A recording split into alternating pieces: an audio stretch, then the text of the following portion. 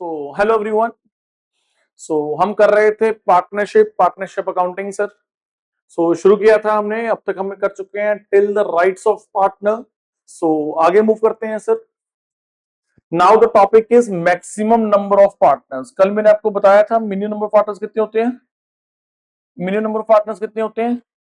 To, है ना, ये तो सबको पता है ना। द पॉइंट इज कि मैक्सिमम नंबर ऑफ पार्टनर्स कितने होते हैं सर। जो मैक्सिमम नंबर ऑफ पार्टनर्स का कंसेप्ट है ना, सबसे पहले तो ये पार्टनरशिप एक्ट 1932 में कहीं नहीं लिखा हुआ कितने होते हैं सर। बट हाँ, directly indirectly, I mean to से इनडायरेक्टली कंपनीज अकाउंट्स, जो कंपनीज एक्ट है ना 2013, वो इस पर टिप्पणी करता है सर। जो सेक्शन 464 है ना, वो कहता है कि किसी भी संस्थान को अगर 100 से ज्यादा मिलके लाइक पर्सन ने, इंडिविजुअल्स ने बिजनेस करना है 100 से ज्यादा, तो वो हमेशा कंपनी के रूप से ही करेंगे sir. In other words, not more than 100 persons can do any type of business other than in corporate form, other than the company form sir. So in other words directly indirectly हमें companies act ये बात बोल गया, यानी कि अगर आप partnership form चला रहे हो या किसी भी तरीके से काम कर रहे हो, तो आपकी पार्टनरशिप फॉर्म में 100 से ज्यादा पर्सन नहीं हो सकते सर। फाइन। ये हमें कौन बोल रहा है? Companies act 2013। Companies act 2013 partners के ऊपर टिप्पणी नहीं कर रहा। वो ये कह रहा है कि अगर 100 से ज्यादा होंगे ना बंदे, तो कंपनी ही होगी। वो कंपनी के ऊपर टिप्पणी कर रहा है।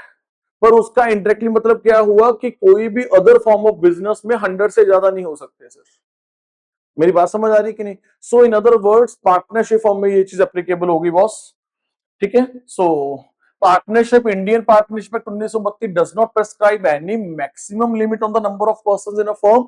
It only specifies the minimum number of partners. तो मिनिमम नंबर ऑफ पार्टनर्स कितने रहेंगे ये तो हमें बता देता है Indian partnership act 1932, but maximum कितने होंगे ये नहीं बताता सर। तो ये हमें कहां से पढ़ने को मिलता है? Companies act 2013। So the maximum number of the, actually वहां पे लिखा हुआ है मेंबर्स, वर्ड क्या लिखा हुआ है? Members. They are not using the words this, क्या नाम है अपना, पार्टनर्स। ठीक है। The maximum number of persons वो कितने होंगे, वो कहां पे लिखा हुआ है सर? कंपनीज एक्ट में sir. It is being governed by the companies act 2013 sir. ठीक है बेटा। उसके बाद तो ये कहां पे लिखा हुआ है? सेक्शन नंबर 464 में। कहां पे लिखा हुआ है? Section number 464। सेक्शन क्या होता है? कई बच्चों को पता होगा, कई बच्चों को नहीं पता होगा सर। कानून में आप ऐसे समझ लो कि rule number 1, rule number 2, rule number 3, like that sir. Rule number 4। Fine. कानून की भाषा में हम क्या बोलते हैं? सेक्शन। क्या बोलते हैं? सेक्शन। सेक्शन मीन्स हिंदी में क्या बोलते हो? धारा। उर्दू में दफा। सुना होगा शायद दफा में, तो इसलिए वर्ड यूज कर रहा हूँ। दफा 302 के तहत फांसी दी जाती है। आपने बहुत सारी फिल्मों में डायलॉग सुना होगा। It is as per the Indian penal code 1860। अब तो खैर नया कानून आ गया, बीएनएस आ गया। ठीक है। उससे पहले कौन सा था? इंडियन पेनल कोड था, आईपीसी। आईपीसी की धारा 302, दफा 302 बहुत ही फेमस है सर। फांसी की सजा का प्रावधान था जिसमें। ठीक है। सेक्शन नंबर है सर, सेक्शन नंबर 302। अब सिंपल टर्म्स में समझ लो, रूल नंबर सर। अगर रूल का सब रूल हुआ तो ऐसे सेक्शन का सब सेक्शन। ठीक है। जैसे रूल का सब रूल का जो सब रूल है, आप ऐसे समझ लो क्लॉज, उससे फर्दर क्लासिफिकेशन में रहता है सब क्लॉज। ठीक है। तो एनीवे इतना डिटेल में जाने की जरूरत नहीं है, बस सेक्शन 464 की बात करते हैं बॉस। सेक्शन 464 ये बात कहते हैं कंपनीज एक्ट 2013 का, it empowers the central government. Yes, it empowers. Sir एक होता है एक्ट, एक होता है रूल्स। सर सबसे पहले समझो एक्ट क्या होता है सर। एक्ट होता है जो पार्लियामेंट बनाते हैं। I am talking about at a central level sir. I am talking about at a union level sir. I am not talking about at a state level. State level में विधानसभा बनाती है। So when I am talking about the like companies act, so हमारे संविधान में 3 तरह की list बनी हुई है as per schedule 7 of Indian constitution. As per schedule 7 of Indian constitution 3 तरह की लिस्ट है, union list, state list, concurrent list. जो यूनियन लिस्ट में मैटर्स लिखे हुए हैं that are being governed by the union government sir. Okay. Union can make the laws on that sir only. Fine. जो matters state list में लिखे हुए हैं they are being governed by the only state government sir. जो concurrent में लिखे हैं तो दोनों government can make the laws on these matters, पर if there is any contradiction then union government will prevail, union laws will prevail sir. मेरी बात समझ आ रही है कि नहीं समझ आ रही? उदाहरण तौर पे जो न्यूक्लियर हुआ, फॉरेन रिलेशंस हुआ, रेलवे हुआ, ठीक है, उसके बाद अपना ये मास कम्युनिकेशन हुआ, उसके बाद अपना ये बैंकिंग हुआ, ठीक है, सबसे बड़ा कॉर्पोरेट कंपनीज, इन सबको डील करना, ये सारी एंट्रीज कहाँ लिखी हुई है, यूनियन लिस्ट में लिखी हुई है। स्टेट लिस्ट में जैसे एग्रीकल्चर रहता है, लॉ एंड ऑर्डर रहता है, पुलिस वगैरह ना, तो ये सब स्टेट लिस्ट में रहता है। स्कूल कॉलेजेस वगैरह, हेल्थ वगैरह, ये सब यहाँ पे आ जाता है, क्या नाम अपना, कंकरेंट में आता है सर। चलो एनी डिटेल में बात नहीं कर रहा, तो पहले मैंने मोटा मोटा बता दिया कि शेड्यूल 7 बताता है किसको क्या क्या पावर है सर। सो जो लॉ बनाता है वो कौन बनाता है, पार्लियामेंट। किसकी बात कर रहा हूँ, यूनियन लेवल की बात कर रहा हूँ। किस पर्सपेक्टिव में बात कर रहा हूँ, कंपनीज एक्ट की पर्सपेक्टिव में सर। एक होता है एक्ट, एक होता है रूल्स, एक होता है एक्ट, एक होता है रूल्स। जो पार्लियामेंट होती है ना, वो वैसे 3 बार मिलती है साल में। संविधान में लिखा हुआ है कम से कम 2 सेशंस में मैक्सिमम 6 मंथ्स का गैप हो सकता है। संविधान में लिखा हुआ कि दो सेशंस में, 2 सेशंस पार्लियामेंट के 2 सेशन होंगे, तो उसमें मैक्सिमम 6 मंथ्स का गैप हो सकता है। बट नॉर्मली रहता क्या है कि पार्लियामेंट 3 बार तो मिलती है, यानी कि 3-4 मंथ्स का गैप रहता है मैक्सिमम सर। ठीक है, जो प्रैक्टिकल रहता है सर। 3 सेशंस होते हैं, so parliament does not function, ठीक है, 24/7। फर्स्ट ऑफ ऑल सर, अगर कुछ सेशन बुलाया जाएगा लोकसभा राज्यसभा का, तो सभी इंडिया के एमपीज वहां दिल्ली पहुंचेंगे। सभी को बंगले अलॉट होने हैं, घर अलॉट होने हैं, सिक्योरिटी अलॉट होनी है। ठीक है, इतना खर्चा आता है उनका सर पार्लियामेंट सेशन रन करने का सर। सो पार्लियामेंट पहली बात तो 24/7 365 डेज काम नहीं करते हैं sir. Government functions 365 days, government functions 24/7 sir. ठीक है, पार्लियामेंट ना मोटे मोटे मोटे मोटे मोटे मोटे मुद्दों पर बोल देता है, एक्ट में भी क्या करना है सर। ठीक है, उदाहरण तौर पर इनकम टैक्स एक्ट में लिख दिया, उदाहरण तौर पर फॉर एग्जांपल कि 30% टैक्स लेने, इनकम टैक्स एक्ट यही बोल के साइड पे हो जाता है। ठीक है ना, चाहे वो फाइनेंस एक्ट के बजट में प्रावधान आ गया। ठीक है, सो कहने का मतलब ये है कि बजट, चाहे वो फाइनेंस एक्ट की बात करो, कोई भी एक्ट की बात करो, पार्लियामेंट मोटी मोटी चीजों में बोलता है। वो टैक्स कलेक्ट कैसे करना है, ये सरकार ने देखना है सर। फाइन, सरकार उसके रूल्स फ्रेम करेगी कि भाई इतनी तारीख तक रिटर्न फाइल कर दियो, इस बार कोविड आ गया, डेट एक्सटेंड की जाती है। ठीक है, सो ये सब डिसीजन गवर्नमेंट लेती है। सो रिटर्न का फॉर्मेट क्या होगा, ठीक है, रिटर्न कैसे फिल करनी है। ठीक है, फॉर्मेट में 6 पेज होंगे, 3 पेज होंगे, इंडिविजुअल की अलग होगी, कंपनीज का अलग फॉर्मेट होगा, सैलरी वाले का अलग होगा, बिजनेस वाले का अलग फॉर्मेट होगा। ये सब सरकार का काम है सर। एक लड़कियां देखनी सर, रूल्स में देखते रहो सर। मोटी मोटी चीज क्या है, 100 में से 30 रुपए से ज्यादा टैक्स मत वसूलियो। कैसे वसूलने वो तुम देख लियो सर। मेरी बात समझ आ रही है कि नहीं। लॉ का काम है, एक्ट का काम है मेन चीजों को डील करना सर, उस एक्ट को इंप्लीमेंट करना, है ना। अब लॉ ने तो बोल दिया, जज ने तो बोल दिया कि इसको सजा हो रही है, वो जेल में तो रखना सरकार ने है ना।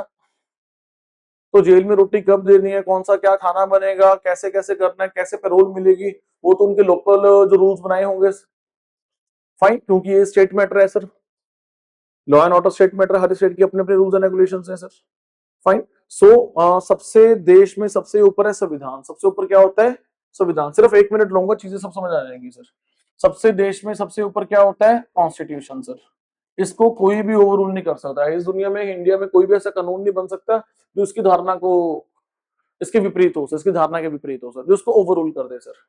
जैसे कि हमें राइट टू इक्वालिटी है सर, सरकार के ऐसा कोई लॉ पेश नहीं कर सकते, ऐसा कोई बिल नहीं पेश कर सकते जिसमें ऐसा लिखा हो कि हम ऐसी सड़क बनाएंगे जिसपे फलाने धर्म का बंदा चलेगा, फलाने धर्म का नहीं चलेगा, फलानी जाति का चलेगा, फलानी जाति का नहीं चलेगा, हम फलाना हॉस्पिटल बनाएंगे, फलाने वर्ग का बंदा आएगा, फलाने वर्ग का बंदा नहीं आएगा। सरकार ऐसा नहीं कर सकती, पार्लियामेंट ऐसा कोई नहीं कर सकती, ना पार्लियामेंट ऊपर है, ना सरकार ऊपर है, ना सुप्रीम कोर्ट ऊपर है, ना प्रधानमंत्री, ना राष्ट्रपति। सबसे महान संविधान, सबसे महान संविधान। सभी जो कॉन्स्टिट्यूशनल बॉडीज हैं, जो भी है सर, जो संस्थान है, वो सभी जो यहाँ से हुक्म आता है इसके अकॉर्डिंग चलते हैं सर।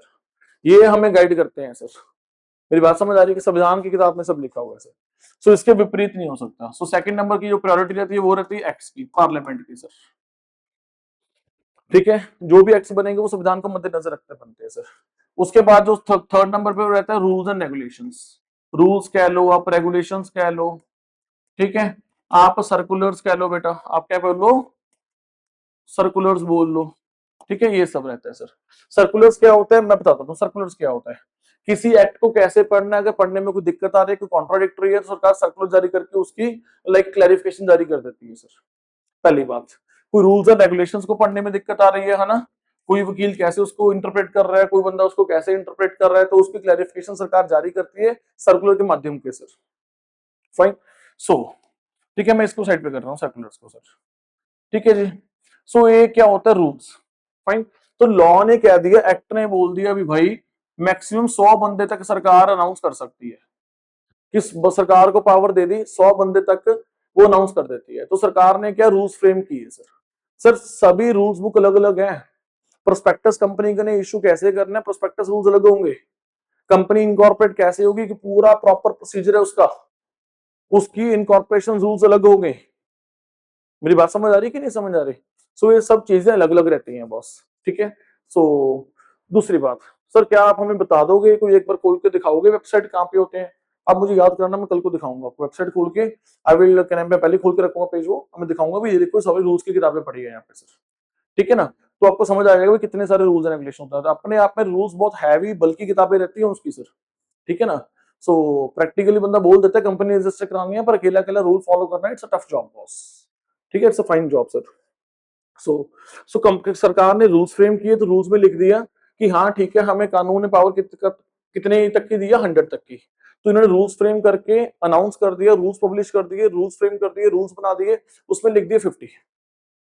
लॉ कह रहा है कि सरकार तुम देख लो 100 तक बंदे रख सकते हो, 100 तक तुम 464 के तहत, सेक्शन 454 के तहत 100% तक अनाउंस कर सकते हो। सरकार ने कितना अनाउंस किया, 50 सर। यानी कि इन अदर वर्ड्स लॉ ने पावर दी गवर्नमेंट को, गवर्नमेंट ने कितना फ्रेम किया, सिर्फ और सिर्फ कितने, 50 sir. So as of now अगर आपसे कोई क्वेश्चन पूछे कि कितने बंदे अलाउड हैं, तो हमने तो रूल्स भी रेगुलेशंस माननी है, हम तो नागरिक हैं सर, हम तो रूल्स भी मानेंगे सर, फाइन। क्योंकि रूल्स में जो इशू होते हैं वो as as according to the as per the directions of the act issue होते हैं सर। एक्ट एज पर संविधान बनता है, तो संविधान सबके लिए एप्लीकेबल है सर, कानून रूल्स एंड सबके लिए एप्लीकेबल है, तो हमारे लिए क्या एप्लीकेबल हुआ, 50 सर। तो अगर आप पेपर में क्वेश्चन आए कि मैक्सिमम नंबर ऑफ पार्टनर्स कितने रहेंगे, तो कितने टिक लगाना है आपने, 50 सर। मेरी बात समझ आ रही कि नहीं समझ आ रही? जो कानून है, जो एक्ट है, वो तो क्या बोलता है सर, वो क्या बोल रहा है, वो बोल रहा है 100, वो क्या बोल रहे हैं boss, 100। So central government prescribes, central government to prescribe the maximum number of the persons, ठीक है, who may form a partnership or a association for the carrying on any business for the gains. So act states as this number is, act क्या बोलता है, वो number कितना है boss, 100 sir. तो central government ने फिर रूल्स फ्रेम किए, उस रूल्स की किताब का नाम मैं बोल देता हूँ, क्या है सर, रूल्स की किताब का नाम क्या, बोलो बेटा, नाम क्या है, companies miscellaneous rules 2014। Sir act आया 2013 में, रूल्स कब फ्रेम हुए, 2014 में, ठीक है। So most of the rule सरकार ने 2014 में कर दिए, कुछ रूल्स 2015 16 17 ऐसा ऐसा भी इशू किए हैं, no doubt in that sir, depend करते कौन से रूल्स की बात कर रहे हो, तो खोल के दिखा भी देंगे सर, ठीक है, पहली बात। दूसरी बात, पहले एक्ट बनेंगे तो रूल्स बनेंगे ना, तो रूल्स तो एज पर द एक्ट बनेंगे ना, तो हमेशा रूल्स आप देखोगे कि बाद में ही पाए जाते हैं sir, it's of course common sense. So as per the rule number कितना बेटा, रूल नंबर 10। तो पेपर में अगर एमसीक्यू आ गया तो रूल नंबर 10 याद रखना। अगर एक्ट की बात कर रहा होगा सेक्शन नंबर 464 याद रखना। अगर एक्ट की बात कर रहा हो तो 100% याद रखना। अगर सिंपल क्वेश्चन पूछ रहे कि कितने मेंबर्स रहते हैं, हमेशा ये एमसीक्यू कई बार सीबीएसई ने पूछा है सर, ठीक है, तो आपने 50 पे टिक लगानी है सर। सर अगर 100 भी ऑप्शन में रहा फिर भी 50 लगानी है। अगर उसने साफ साफ क्वेश्चन में लिखा कि एज पर द एक्ट कितना है, तो आप 100 पे टिक लगा देना। अगर उसने पूछा एज पर द रूल्स कितना है, तो नो डाउट 50। अगर उसने जनरल क्वेश्चन फ्रेम किया कि बताओ कितने मेंबर्स मैक्सिमम होते हैं पार्टनरशिप फॉर्म के, कोई रूल्स कोई एक्ट का उसने लाइक रेफरेंस नहीं दिया, तो आपने कितना टिक लगाना है, 50 टिक लगाना है सर, सिंपल सर। मेरी बात समझ आ रही कि नहीं समझ आ रही? So it prescribes the maximum number of partners as 50 बेटा। मेरी बात समझ आ रही कि नहीं समझ आ रही सर? फाइन। उसके बाद a partnership firm, moral of the story, a partnership firm cannot have more than 50 members. A partnership firm cannot have more than 50 partners. Fine. So if the number of the partners exceed 50, the partnership becomes an, sir अगर increase कर गया then your partnership becomes an illegal association sir. Illegal association sir मतलब, sir मतलब ये हुआ कि now you are illegal. Sir मतलब अगर किसी को पैसे दोगे ना और उधारी मांगोगे और वो नहीं देगा, you can not go to the law, you are not a partnership firm sir. How can you go to the, how can you go to the court of law sir? आप कानून की नजरों में गैर कानूनी हो सर, आपके पास कोई अधिकार नहीं है राइट नाउ सर, आप कुछ भी क्लेम नहीं कर सकते सर। फाइन। सो उसके बाद in such a case the form must be converted into, आपको क्या करना पड़ेगा, कंपनी में कन्वर्ट करना पड़ेगा सर, और form under any other law sir, ठीक है ना। सो कंपनी बनाओ, कोऑपरेटिव सोसाइटी बनाओ, वो आप देखो आपने क्या बनाना है, पर आप पार्टनरशिप तो नहीं रहोगे सर। फाइन, बहुत सोली कंपनी जाएगा बॉस वो केस। मेरी बात समझ आ रही कि नहीं समझ आ रही? उसके बाद सो माइनर वाला प्रोविजन हमने कर लिया था, ठीक है ना। सो minor can not become a full partner, ये मैंने बता दिया था सर, ठीक है ना। Show because he or she is not competent to contract as per the contract act, he or she only can be admitted to the benefits of the firm sir, not in the losses. ये हमारी बातें हो गई थी. So rights भी हो गए थे हमारे, राइट्स ऑफ पार्टनर्स भी वो हो गए थे सर. ठीक है ना, राइट्स ऑफ पार्टनर भी हमने कवर कर लिए थे सर. मेरा ये पॉइंट अब करवाना रह गया था तो इसलिए मैंने स्पेशल करवाया सर. ठीक है जी. सो बात करते हैं बेटा, राइट टू रिटायर वाला हो गया था. ठीक है, अब बात कर रहे हैं पार्टनरशिप डीड की सर. अब किसकी बात कर रहे हैं? पार्टनरशिप डीड की. सो पार्टनरशिप डीड क्या होता है? So partnership deed means it is a written document which contains all your terms and conditions. जो भी आपके पार्टनर्स के दरमियान जो आपकी रजामंदी हुई है, जिस कंडीशंस पे, जिन मुद्दों पे जो टर्म्स एंड कंडीशंस है, वो सब उस डीड में लिखी हुई है sir. Fine. So partnership deed is a written document जिसपे सारी टर्म्स एंड कंडीशंस लिखी होती है पार्टनरशिप फॉर्म की. सर डीड 2 पेजों की भी हो सकती है, 10 पेजों की भी हो सकती है सर. ऐसा कोई उसका स्टैंडर्ड नहीं है सर. डिपेंड करता है कितने अच्छे प्रोफेशनल से आपने ड्राफ्ट कराई है. अब 2-400 वाले ड्राफ्ट कराओगे लोकल वालों से तो ऐसे ही बनेंगे सर. वो तो एक पेज की, वो गूगल से बना के, चैट जीपीटी से बना के दे देगा अगला, लो जी लगाई स्टैंप पे बन गई डीड जी. फाइन. सो अच्छी ड्राफ्ट करने के लिए जाहिर सी बात है कि अच्छी प्रोफेशनल नॉलेज चाहिए सर उसके लिए. Fine. It is as simple as that. So अच्छी डीड वही होती है जो कोशिश करे कि सभी एस्पेक्ट को कवर कर दे सर. जो भी चीजें हो सकती हैं वो सभी कवर हो जाएं सर. फाइन. जो भी सिचुएशन राइज हो सकते हैं. सो it is signed by all the partners. है ना, डीड तो वो तभी है ना, अदरवाइज वो कागज का टुकड़ा है जो मर्जी लिखी जो, unless and until it is signed by each and every partner sir. So please understand, please note कि it must be signed by all the partners. So it is always advisable. तो हम ये नहीं कह रहे कि लीगली मैंडेटरी है. मैंने पहले भी कल बोला था कि लीगली मैंडेटरी नहीं है, it is advisable to you sir. तो आपको आपके पास रिटन डीड बेटा होने चाहिए to avoid the future dispute. सब कुछ लिखा रहेगा so you can manage the disputes easily sir. ठीक है. इंपॉर्टेंट क्लॉजेस, बट हाँ एक क्वेश्चन एग्जाम में रहता है कि इंपॉर्टेंट क्लॉजेस क्या रहते हैं, क्या क्या इंपॉर्टेंट टर्म्स एंड कंडीशंस है जो डीड में होने चाहिए. इसके अलावा जितने मर्जी कर लो, कोई दिक्कत नहीं है. 2 पेज के बनाओ, 4 के बनाओ, 6 के बनाओ, 10 के बनाओ, वो कोई दिक्कत नहीं है. पर ये चीजें तो मोटा मोटा होंगी होंगी सर. ठीक है ना. पार्टनर्स की कुंडली होगी सर. पार्टनर कौन है, mister A B C, firm का नाम क्या है, क्या करेगी, एड्रेस कहाँ है, कहाँ रजिस्टर्ड है, वगैरह वगैरह वो सब करेगी सर. ठीक है. प्रिंसिपल प्लेस ऑफ बिजनेस कहाँ है, बिजनेस कहाँ कहाँ करोगे सर. फाइन. सो आपने सुना होगा कंपनी का कॉर्पोरेट ऑफिस अलग होता है सर. ठीक है ना, रीजनल ऑफिस होते हैं. ठीक है ना. So principal place of business क्या है वो आपका लिखा रहेगा.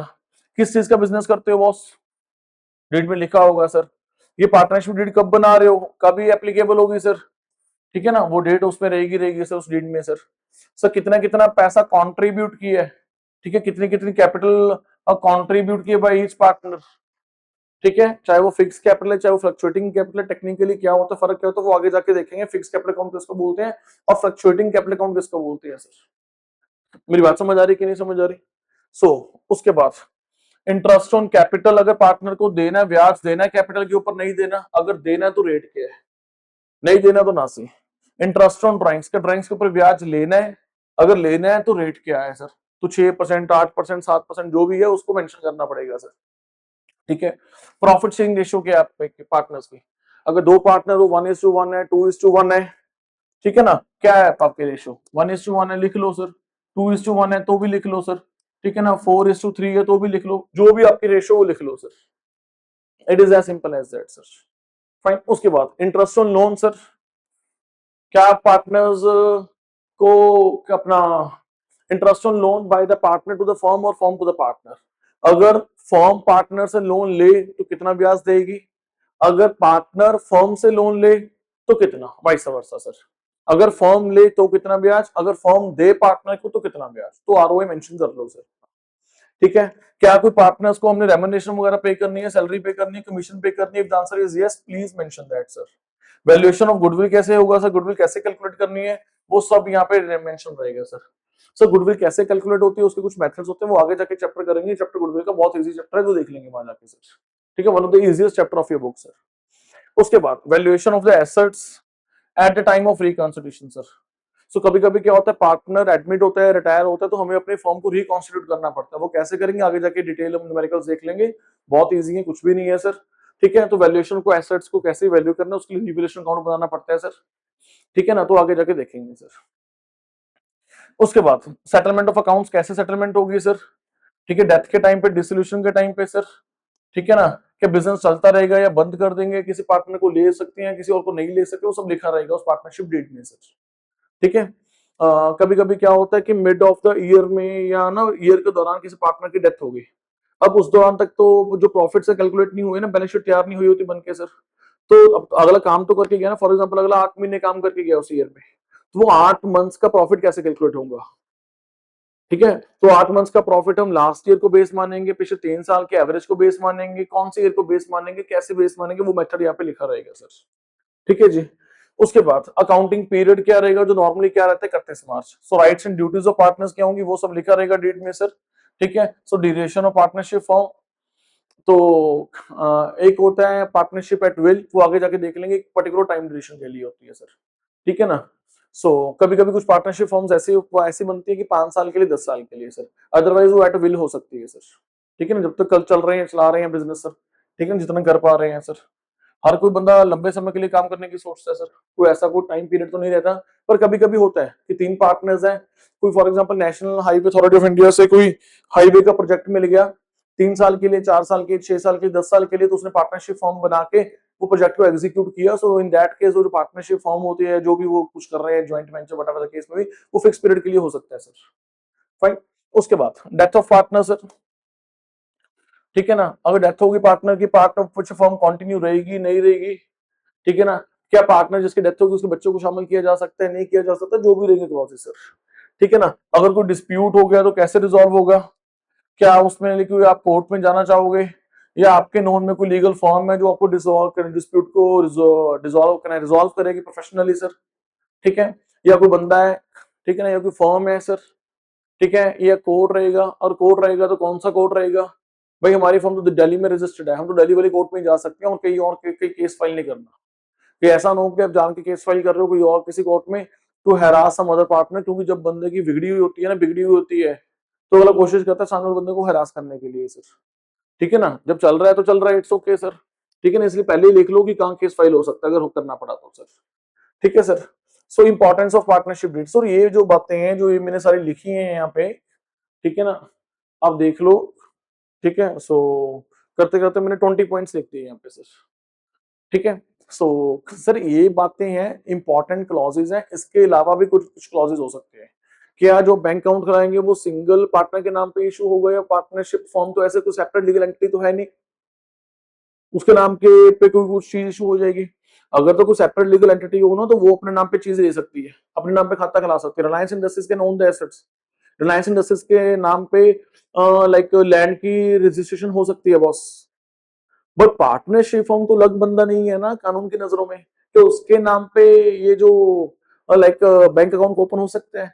क्या वो पार्टनर के पार्टनरशिप फॉर्म कोई लाइक लैंड ओन कर सकती है, उसके नाम पे रजिस्ट्री हो सकती है? Answer is no sir. No, बात ये है कि अब बैंक अकाउंट ओपन होगा, बैंक अकाउंट ओपन होगा इंडिविजुअल के नेम पे, कि इंडिविजुअल के नेम पे ओपन होगा, ज्वाइंट अकाउंट ओपन करवाना है सर, तो ये आप अपने डेट में लिख लो सर। ठीक है।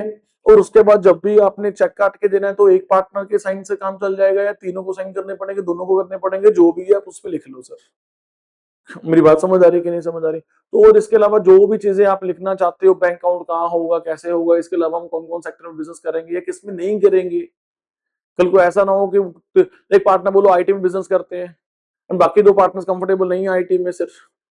ठीक है ना, तो जो भी आप अपना सोच समझ के अपने ड्राफ्ट करो डेट sir. Fine, whatever the clauses you want to say. उसके बाद सर इंपॉर्टेंस ऑफ, अब जैसे फॉर एग्जांपल कोई भी लैंड परचेज करनी है, ऐसा ना हो ना भाई एक ही पार्टनर डिसीजन ले ले।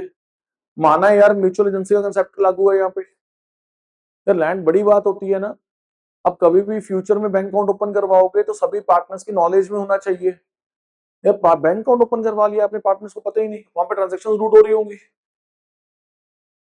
So it's a blunder sir.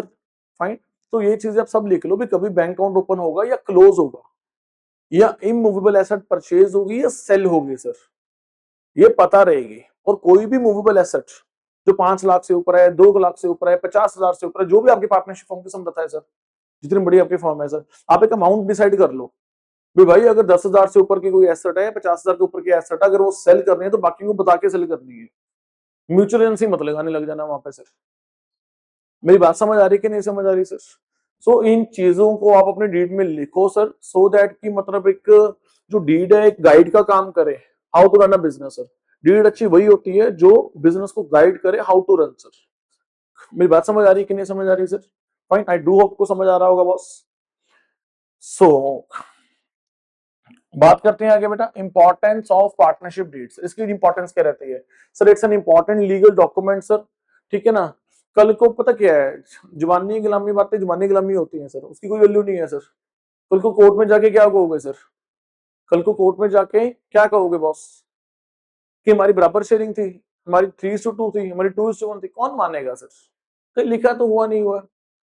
जब तक सब चल रहा था इट वॉज फाइन सर। अब डिस्प्यूट राइज हो गया, अब वो कह रहा है कि नहीं सर 2:1 तो था ही नहीं, 1:1 तो था ही नहीं सर। तो वैसी बातें हो रही हैं sir. Fine, so moral of the story सब कुछ आप लिख लो सर, मेंशन कर लो। So it's an important legal document that defines the relationship, rights, duties, liabilities of partner, ठीक है ना। तो जो डीड होती है वो राइट्स बताती है, रिलेशनशिप बताती है, ड्यूटीज बताती है और लायबिलिटीज बताती है sir. Why it is important? So it prevents a dispute among the partner sir.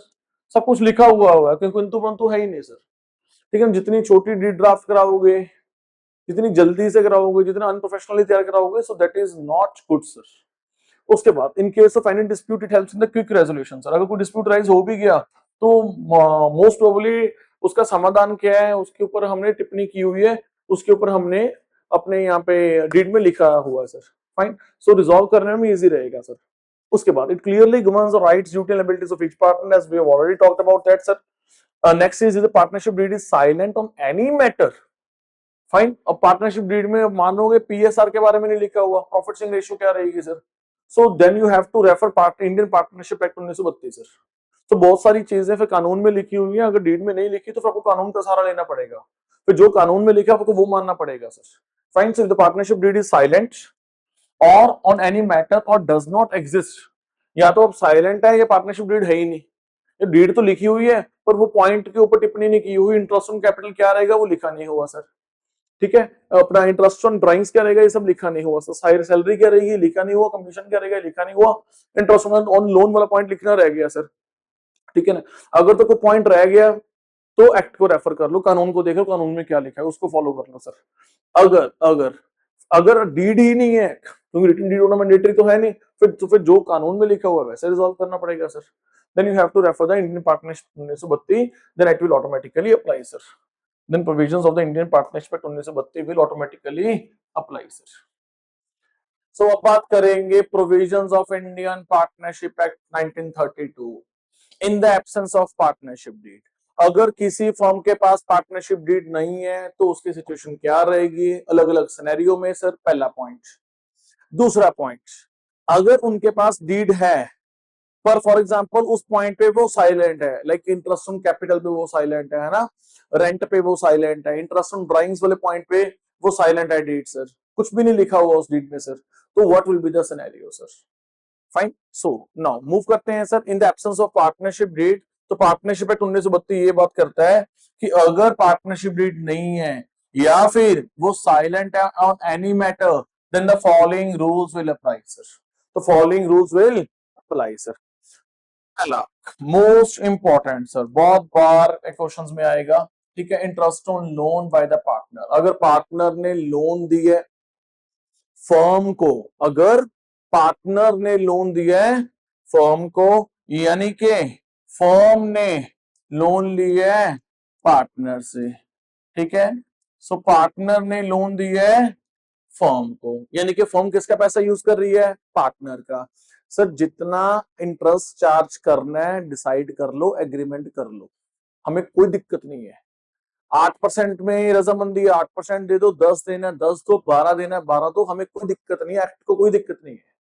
But अगर आपने डिसाइड नहीं किया और डिस्प्यूट राइज हो गया कि भाई कितना आरओआई है, कितना रेट ऑफ इंटरेस्ट पे लाइक कितना रेट पे दिया जाएगा सर, कितना ब्याज पे किया जाएगा सर, आरओआई क्या है, रेट ऑफ इंटरेस्ट क्या है सर, देन 6% कितना पे करेगा फॉर्म, कितना पे करेगा? 6%। कब? जब पार्टनरशिप डीड नहीं है, ये पार्टनरशिप डीड में लिखा ही नहीं है सर। लिख लो हमें कोई दिक्कत नहीं है, डिसाइड कर लो हमें कोई दिक्कत नहीं है, एक्ट को कोई दिक्कत नहीं है।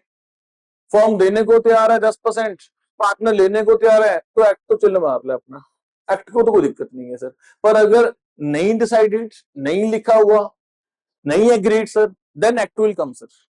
देन एक्ट से 6% देना पड़ेगा सर। ठीक है, पहला पॉइंट। दूसरी बात सर, प्रॉफिट एंड लॉसेज हम किस में शेयर करेंगे सर? प्रॉफिट एंड लॉसेज हम किस रेशियो में शेयर करेंगे सर? सर जिस रेशियो में शेयर करने हैं डिसाइड कर लो, 1:1, 1:2, 2:1, 2:3, 3:2, 4:3, जो करना है करो, हमें कोई दिक्कत नहीं है सर। 3 पार्टनर हो, 4 पार्टनर हो, जो भी डिसाइड करना है कर लो, लिख लो डीड में सर, वर्बली एग्री कर लो सर। नहीं किया हुआ एग्रीमेंट, नहीं किया हुआ इधर इन द रिटन फॉर्म और the oral form sir, there is no deed sir, then this कानून विल प्रिवेल सर।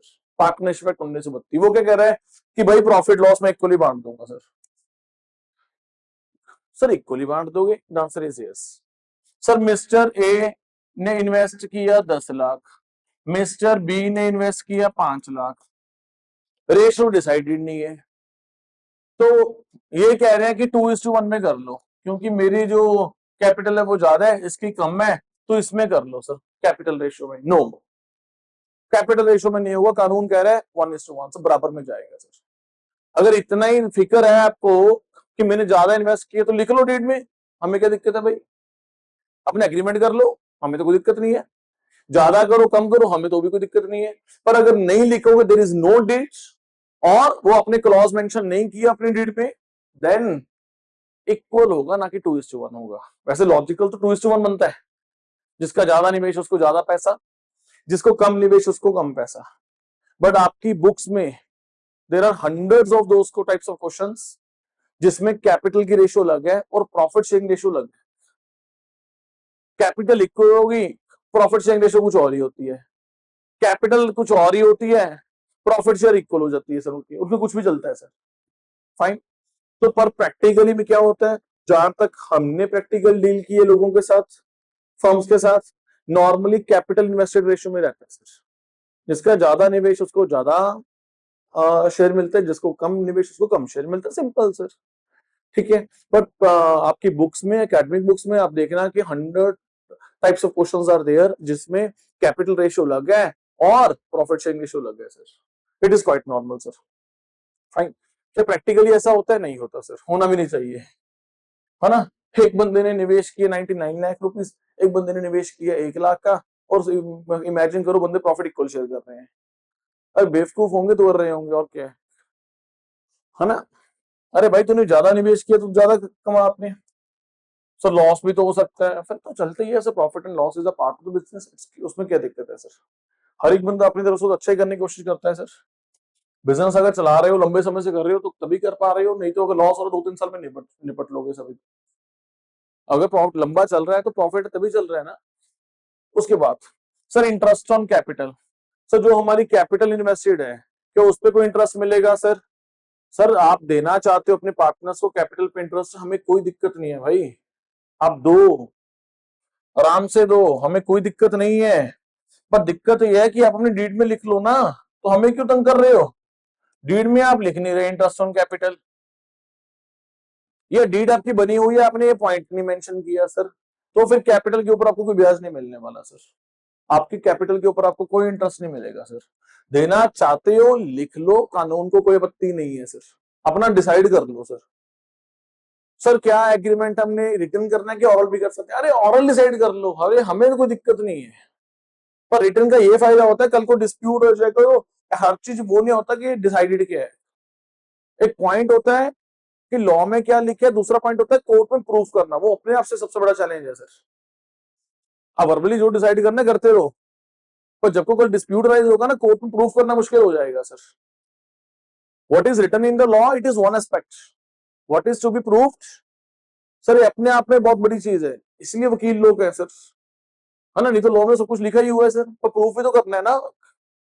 फाइन। तो लॉ में जाके प्रूफ नहीं कर पाओगे कोर्ट में जाके सर कि हमने तो interest on capital already decide किया था। अरे कर लो, लॉ को तो कोई दिक्कत नहीं, आपस में मिल रही है, आपकी अंडरस्टैंडिंग है, आप एंट्री डाल रहे हो, दोनों पार्टनर संतुष्ट हो, अरे कोई दिक्कत नहीं है, हमें चल रहा है, इट्स ओके सर। ठीक है। इंटरेस्ट ऑन ड्रॉइंग्स सर, ना कैपिटल पे ब्याज देंगे ना लेंगे सर, अगर लेना देना करना है तो लिख लो, हमें कोई दिक्कत नहीं है। ना तो फॉर्म इंटरेस्ट पे करेगी कैपिटल पे, ना लेगी sir. If there is no partnership deed और इन क्लॉजेस पे डीड साइलेंट है सर। ठीक है, उसके बाद सर सैलरी पे करनी है, सर नहीं पे करनी सैलरी। सर कमीशन पे करना है, नहीं पे करना सर। सर कोई रेम्यूनरेशन पे करनी है, सर कुछ भी नहीं पे करना सर। सर हम तो पे करना चाहते हैं, तो लिख लो भाई, हमें क्या दिक्कत है, अब डिसाइड कर लो आपस में। अगर आपस में डिसाइडेड नहीं है, ईयर एंड में आके क्या अकाउंट्स कंपाइल हो गए, तो एक पार्टनर ने शो डाल दिया कि मुझे तो सैलरी पे करो, मैंने तो ज्यादा काम किया था, तो भाई डालता रहे भाई शो, तेरे से शो डालने से क्या है। अगर ऐसा ही था तो पहले लिख लेते, डिसाइड कर लेते। अब सारा साल बीत गया है, अब जून जुलाई चल रहा है, अब अकाउंट्स फाइनलाइज करने की बारी है, तो शो डाल के बह गया। अब डिस्प्यूटराइज कर रहे हो, तो पहले ही डिसाइड कर लो भाई। अगर नहीं डिसाइड करोगे तो भाई लॉ के हाथ खड़े हैं, लॉ आपको कोई सैलरी कमीशन नहीं दिलवा सकता। आप किसी कोर्ट ऑफ लॉ में जाओगे तो लॉ कहना, कोर्ट ने कहना भी कानून में लिखा नहीं हुआ भाई, सॉरी, घर जाओ। मेरी बात समझ आ रही कि नहीं? हमें कोई दिक्कत नहीं, if you want to give, बस अपना लिख लो भाई। Okay sir, very good. Sir ये बताओ कि कोई नया पार्टनर एडमिट हो सकता है? अगर किसी की कंसेंट हो या ना हो, सर पहली बात तो लॉ ये कहता है कि अगर for example A B C तीन पार्टनर हैं, डी ने एंटर होना है चौथे पार्टनर ने, वो तभी एंटर होगा अगर तीनों की रजामंदी होगी सर। ठीक है सर, हम डीड में ये लिखना चाहते हैं कि अगर तीन में से दो बंदे भी राजी हैं तो चौथा पार्टनर आ सकता है। अगर तीन पार्टनर में से दो पार्टनर्स राजी हैं कि भाई चौथा पार्टनर आ जाए, तीन में से कोई मर्जी दो, मेजोरिटी राजी है, माइनॉरिटी राजी नहीं है, तो मता पास है, चौथा पार्टनर आ जाएगा। सर अगर आपने इस तरीके का क्लॉज लिखना है कि मेजोरिटी डिसीजन विल प्रिवेल, सात पार्टनर है, एट्थ आएगा नहीं आएगा, अगर चार की रजामंदी है, अगर आपने इस तरीके का कुछ क्लॉज लिखना है तो अपने डीड में लिख लो, हमें कोई दिक्कत नहीं है। ठीक है, आपके सात पार्टनर है, आप चाहते हो कि कम से कम पांच की रजामंदी हो, अरे पांच की लिख लो अपने डीड में। आप चाहते हो छह की रजामंदी हो, सर हमें कोई दिक्कत नहीं है, फाइन। आप आपस में एग्री हो, हमें क्या दिक्कत है भाई। और अगर आपने कुछ नहीं लिखा डीड में, ये डीड साइलेंट है, तो लॉ क्या कहता है? लॉ कहता है कंसेंट ऑफ ऑल पार्टनर, सबकी रजामंदी चाहिए सर, सर्व सहमति, सर्व सहमति sir, unanimous resolution sir, unanimous resolution, सर्व सहमति चाहिए सर, सबकी रजामंदी चाहिए सर। ठीक है, एक कब की बात कर रहा हूं? जब डीड साइलेंट है, या डीड है ही नहीं सर, तब की बात कर रहा हूं सर। अगर आप इसके अलावा कुछ अपना प्रावधान लिखना चाहते हो अपने डीड में, हाँ लिखो सर, हमें कोई दिक्कत नहीं है सर। मेरी बात समझ आ रही कि नहीं समझ आ रही? फाइन। उसके बाद सर, सर फटाफट ना कुछ और प्रोविजन रिवाइज करवा दो जो इंपॉर्टेंट है। अरे अभी करवा देते हैं सर। सर सेक्शन 30 बताओ क्या कहते हैं? सर सेक्शन 30 ये कहता है, मैंने पहले ही बता चुका हूं कि माइनर एडमिट हो सकता है only for the benefits of the firm. कहां लिखा हुआ है? सेक्शन नंबर 30 में sir, with the consent of all partner sir, सभी की रजामंदी हो तो माइनर आ सकता है, but only for the benefits of the firm sir. Sir क्या न्यू पार्टनर आ सकता है? सर न्यू पार्टनर तभी आ सकता है, लॉ कहता है कि with the consent of all partners. अभी बता के हटा हूं सर, नहीं कुछ और लिखना तो लिख लो, समय कोई दिक्कत नहीं है सर। सर क्या एक पार्टनर रिटायर हो सकता है? रिटायर होना चाहिए sir, he can only retire with the consent of all partners, he can only retire with the consent of all partners. Sir एक पार्टनर ने पत्ती कर दी सर, सर एक पार्टनर ने पत्ती कर दी, फिर या तो इन चीजों को क्लैरिफाई कर लो अपनी डीड में कि कितने बंदों की रजामंदी चाहिए सर, नहीं तो फिर कंसेंट ऑफ ऑल पार्टनर्स चाहिए रिटायर होने के लिए सर। सर हम ना तीन पार्टनर हैं ए बी सी, हमने ना रजामंदी भी नहीं की, डीड में लिखा भी नहीं। सी रिटायर होना चाहता है, ए और बी दोनों राजी नहीं है, वो कह रहे काम करवा, सी कह रहे मैं तो नहीं करवा रहा, जो उखाड़ना उखाड़ ले। सर ठीक है, लीगली तो मतलब की रजामंदी चाहिए रिटायर होने के लिए, ठीक है ना, आप किसी धक्के से काम कैसे करवाओगे? उसका दिल ही नहीं है काम करने को। तो मैं वही बोल रहा हूँ बारी बार, चूज योर पार्टनर वाइसली। कुछ नहीं है, क्लेश को जगह है, डिस्प्यूट राइज हो जाएगा, बिजनेस कैसे करोगे सर? लॉ तो चलो कुछ नहीं कह रहा, लॉ तो कह रहा है कि भाई दोनों की रजामंदी चाहिए और बी की सर, ठीक है ना। सी कह रहा मैं नहीं कर रहा, जो करता है उखाड़ ले जाके जा, जब भाग जाए जहाँ कोर्ट में भागना है, मैं नहीं कर रहा। कोर्ट क्या कहेगी? किसी से डंडे से काम करवा लेगी किसी से? कोर्ट क्या कर सकती है? कोर्ट तो ऑर्डर ही कर सकती है, सी भाई काम कर ले। तो वही कह रहा हूँ कि पार्टनर चूज करना है सच अ ग्रेट डिसीजन सर, है ना। थ्योरेटिकल चीजें और होते हैं, प्रैक्टिकल कुछ और है सर, ठीक है ना। सफर कागजों में तो वो रहेगा ना सर, लायबिलिटी तो उसकी रहेगी ना sir. So not only liability, वो कागजों में रहेगा तो प्रॉफिट्स भी लेगा, बंदा रोज दुकान पे नहीं आ रहा, क्या प्रॉफिट शेयर करोगे उसके साथ? अब ये भी तो देखो ना।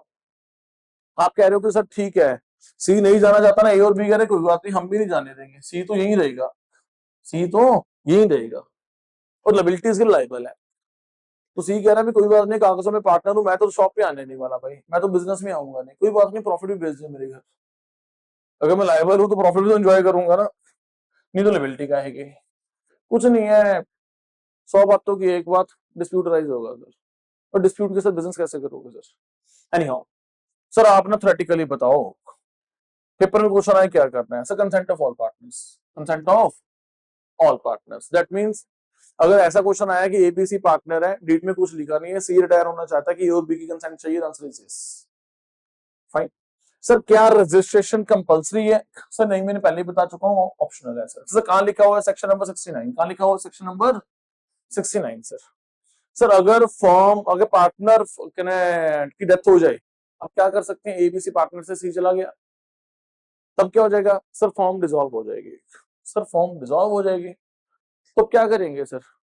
अब फॉर एग्जाम्पल फॉर्म का नाम था एबीसी एसोसिएट्स, सी तो चला गया ना, ठीक है ना। अब ए और बी अपने नई फॉर्म खोलना चाहते हैं, नई तरीके से रजिस्ट्रेशन करवाना चाहते हैं और वो बिजनेस कंटिन्यू करना चाहते हैं, वो अपना बिजनेस करना चाहते हैं, वो कर ले, हमें तो कोई दिक्कत नहीं, पर ये फॉर्म तो गई ना, ये फॉर्म तो गई ना सर, ठीक है ना। उसका जो शेयर होगा सी का, उनके बच्चों को, उनके जो स्पाउस होंगे या जो भी उनके नॉमिनी होंगे, उनको मिल जाएगा सर। फाइन सो सर क्या इनमें फर्क होता है, डीड का डिसॉल्व होना है, फॉर्म का डिसॉल्व होना? हाँ फर्क होता है सर। क्या फर्क होता है वो आगे जाके देखते हैं sir. So partner can change और add any other clauses in the partnership deed whatever they want by the mutual consent. मैं तो बोल रहा हूँ बारी बार, आपकी आपस में रजामंदी है तो कुछ मर्जी लिखना लिख लो, सैलरी देनी है लिख लो, कमीशन देना है लिख लो, कोई भी रेमुनरेशन कुछ और नाम से देना है कुछ लिख लो sir, interest on capital partners को देना है लिख लो, इंटरेस्ट ऑन ड्राइंग चार्ज करना है लिख लो, हमें कोई दिक्कत नहीं है सर। अगर नहीं लिखा हुआ तो ऊपर कनेक्ट वाली बातें प्रिवेल करेंगी सर। Okay sir. सर ये बताओ, अगर कोई फॉर एग्जांपल पार्टनर है, वो आपको बगैर बताए, आपको वो बगैर बताए बिजनेस कर रहे हैं, जैसे कि सर एबीसी पार्टनर है, मैं क्या ओके सर ये ना तीनों केमिस्ट का काम करता है, केमिस्ट की शॉप है, मैं क्या ओके सर सी को ना बहुत सारे राज पता है भी, कौन सी दवाई कहाँ से, किस सस्ते पे, कई रेट से कहाँ से मिलती है, सब उसको बिजनेस की अंदर ही जानकारी है, मैं क्या ओके सर सी ना चौरी छुपे ना अपने आप और दवाइयों का काम कर रहा है, मैं क्या भाई ऐसे नहीं कर सकता C, this is wrong sir. C partnership firm का मेंबर है, उसको सी को पार्टनरशिप का धर्म निभाना पड़ेगा सर, ठीक है ना। तो जाहिर सी बात है कि जो सी का जो लाइक माइंड है वो अपनी पर्सनल फर्म की तरफ चलेगा ना, क्योंकि वहां वो जो पैसे बचाएगा उसको सभी के सभी पैसे उसके हैं, तो वो अपनी पर्सनल फर्म पे ज्यादा ध्यान देगा ना कि पार्टनरशिप फर्म पे। पार्टनरशिप फर्म पे अगर कोई प्रॉफिट होगा तो उसको पर्टिकुलर शेयर मिलेगा सर, बट अगर वो पर्सनली कुछ पैसा कमाएगा तो सभी सारा सारा पैसा उसका है सर। तो जाहिर सी बात है कि उसका जो ध्यान होगा वो पर्सनल बिजनेस पे केंद्रित होगा सर, इस तरीके से वो अपना बिजनेस नहीं कर सकता। तो लॉ क्या कहता है? लॉ ये बात कहता है कि अगर आप कॉम्पिटिटिंग बिजनेस कर रहे हो without informing other partner, sir this is wrong sir, आप ये नहीं कर सकते। Fine so if a partner carries on the, मेरे वर्ड क्या यूज किया है? Competing business. क्या वर्ड यूज किया मैंने? Competing business sir. Fine without the consent of the other partners and earns profit, उसने पैसा कमा लिया sir, such profit must be paid to the form. Sir फिर वो जो पैसा है ना वो कहां जमा करवाना पड़ेगा? फॉर्म में जमा करवाना पड़ेगा सर, जब पकड़ा गया सर। अगर लॉ में केस गया, कोर्ट में केस गया, तो कोर्ट क्या कहेगा कि लॉ में क्या लिखा हुआ है, पैसा कहां जमा करवाओ? फॉर्म में जमा करवाओ सर। मेरी बात समझ आ रही कि नहीं समझ आ रही? अगर लॉस हुआ तो वो सिर्फ मिस्टर सी का, अगर लॉस हुआ तो वो सिर्फ और सिर्फ उसको बियर करना पड़ेगा सर। प्रॉफिट जमा करो, ले भी पनिशमेंट ले अपनी, प्रॉफिट तो कर शेयर, लॉस खा अकेला और कर बिजनेस अपने आप सर। मेरी बात समझ आ रही है कि नहीं समझ आ रही sir? I you getting a point of not? ठीक है okay sir. Sir competing business क्या होता है? थोड़ा सा इस पे थोड़ा सा लगाओ जोर sir. Okay sir competing business क्या होता है? जैसे आप दवाइयों का काम कर रहे हो, आपने और केमिस्ट की शॉप खोल ली सर, कॉम्पिटिटिंग नेचर है सर। सर हम ना दवाइयों का काम कर रहे हैं, ठीक है, हमारा जो काम है ना वो लोकल स्केल पे, हमारे लोकल छोटे शहर में है, हम इतना सा काम करते हैं। जो मिस्टर सी है ना, वो ना 500 किलोमीटर दूर कोई और शहर, 300 किलोमीटर दूर कोई और शहर, फॉर एग्जाम्पल दिल्ली में, ठीक है, फोन पे बस काम करता है, दवाई वहां से उठा ली वहीं बिकवा दी सर। सर क्या वो आपको हर्ट कर रहे हैं? क्या कॉम्पिटिटिंग हो सकता है? सर वैसे तो जो मैंने केस बनाया है वो बोनाफाइड तो नहीं है, पर हाँ अगर वो अपना सारा ध्यान टाइम वहां केंद्रित कर रहा है, टाइम इज एवरीथिंग सर, वो अपना टाइम अपनी फॉर्म में ना देके दूसरी फॉर्म में दे रहा है sir, okay, there is a case of conflict of interest, है ना। देन आप कह सकते हो कि नहीं भाई तू वहां पे डिसाइड कर रहा है तो वहां का प्रॉफिट यहाँ पे दे सर, पहली बात। अगर वो फॉर एग्जांपल अपनी संडे को शॉप बंद होती है, वो संडे थोड़ा बहुत कर लेते हैं, ऐसा कुछ करे तो साइड पे कमा रहा है, तो आपका तो कंप्लीटिंग है ही नहीं सर, वो तो वो कंप्लीटिंग कैटेगरी में नहीं आएगा, ठीक है ना। बट फिर भी एक बार मतलब कि अपने पार्टनर्स को कॉन्फिडेंस में ले लो, नहीं तो अल्टीमेटली डिस्प्यूट अराइज होगा सर। बट हाँ लीगली कोई दिक्कत नहीं है, कंप्लीटिंग कैटेगरी में नहीं आता सर। मेरी बात समझ आ रही कि नहीं सर? ये तीनों की ना पार्टनरशिप फॉर्म है ना, वो दवाइयों का बिजनेस है। मिस्टर सी ना साइड बाय साइड ना प्रॉपर्टी का काम करता है, थोड़ा बहुत तो शेयर सेल परचेज कर लेता है सर, साइड बिजनेस है उसका सर। सर क्या प्रॉपर्टी का बिजनेस क्या दवाइयों के बिजनेस से कॉम्पिटिटिंग है? Answer is no sir. But सिर्फ नेचर ऑफ बिजनेस डिसाइड नहीं करता कि वो कॉम्पिटिटिंग है कि नहीं है सर। ऐसा ना हो कि फुल टाइम वो प्रॉपर्टी कर रहा हो, फुल टाइम ट्रेडिंग कर रहा हो सर, तो फिर अपने बिजनेस की तरफ कैसे ध्यान देगा सर? तो कॉम्पिटिटिंग सिर्फ ओनली नेचर ऑफ बिजनेस से डिसाइड नहीं होता, other factors, time devotion, area, किस स्केल पे काम हो रहा है, कौन से शहर में हो रहा है सर, क्या मेरे शहर में हो रहा है या दूसरे शहर में हो रहा है, क्या वो मेरी गुडविल को इम्पैक्ट कर रहा है, मेरे बिजनेस को इम्पैक्ट कर रहा है कि नहीं कर रहा है सर। सो कई चीजें हैं सर, तो एरिया भी मैटर करता है, टाइम एंड एनर्जी रिसोर्सेज भी मैटर करते हैं, नेचर ऑफ बिजनेस भी मैटर करता है, सब मैटर करते हैं सर। मेरी बात समझ आ रही है कि नहीं सर? ठीक है, सो कॉम्पिटिटिंग बिजनेस सर, फाइन। उसके बाद सर अगर पार्टनर ने, जो ये तो हो गया सर भी अलग बिजनेस कर रहा है, पर अगर पार्टनर ने जो पार्टनरशिप फॉर्म का बिजनेस था, फॉर एग्जांपल इन तीनों का केमिस्ट का शॉप था, केमिस्ट का बिजनेस था सर, है ना, मेडिसिन का बिजनेस था। सी ने क्या किया, बार बार से अपने पार्टनरशिप फॉर्म में बैठे बैठाए एक सप्लायर से माल उठाया, एक रिटेलर को पहुंचा दिया, using the resources, links, contacts, investments of a business. Phone किया ए को और माल पहुंचा दिया बी को सर, वहीं से वहीं डिलीवरी करा दी, फॉर्म में माल आया ही नहीं सर, फना है ना।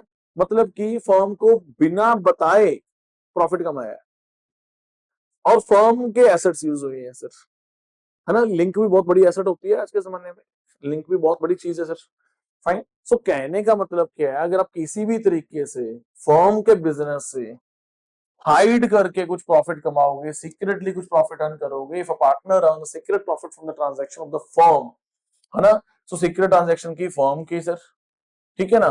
तो ऐसा तो हर कोई बंदा अपनी सोचेगा ना, फिर तो हर बार क्या होगा, हर एक पार्टनर डील करेगा, दूसरे पार्टनर को बताएगा ही नहीं सर, फिर से पार्टनरशिप बिजनेस कर ही क्यों रहे हो? अगर आप में आपस में ऐसी अंडरस्टैंडिंग है, then why are you in partnership? Partnership leave करो, अपना अपना काम कर लो सर, क्या दिक्कत है उसमें सर? अगर पार्टनरशिप में रहना है तो पार्टनरशिप को धर्म निभाना पड़ेगा सर। और मैं आपको बता दूं सर, क्या होता है, हम नॉर्मली इंसान पार्टनरशिप में क्यों जाते हैं सर? सर कोई भी बिजनेस ना एक बंदे के बस का बात नहीं है सर, मेरे हिसाब से तो एक रेडी वाला भी अकेला बिजनेस नहीं कर सकता सर, उसने भी सुबह अपना सामान लेके आना है, तो पीछे उसकी रेडी कौन चलाएगा भाई?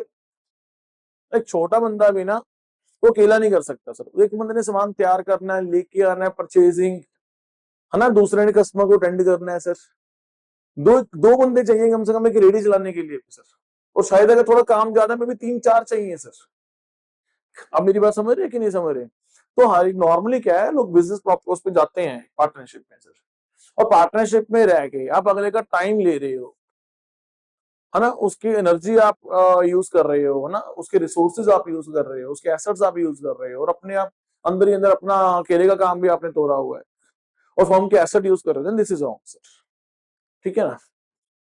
एनी हाउ, और by using the forms property sir, तो अगर आप अपने सीक्रेट प्रॉफिट अर्न करोगे, फॉर्म का नेम यूज करोगे, ठीक है ना, फॉर्म की कोई एसेट यूज करोगे सर, ठीक है, फॉर्म का आप कोई कनेक्शन यूज करोगे सर, है ना। लिंक भी बहुत बड़ी चीज होती है, कौन सा माल कहां से आ रहा है, कितने का आ रहा है, एक चीजें बहुत सीक्रेट होती है बिजनेस में सर, है ना। जो बिजनेस कर रहा है उसको पता होता है कि अगले का सामान कहां से क्या रेट में आ रहा है, दूसरे बंदे को थोड़ा ना पता है sir, fine. So that profit must be paid to the firm sir. तो अगर आपने फर्म का पैसा यूज करके, रिसोर्सेज यूज करके पैसा कमाया है, तो वो पैसा किसका कहलाएगा?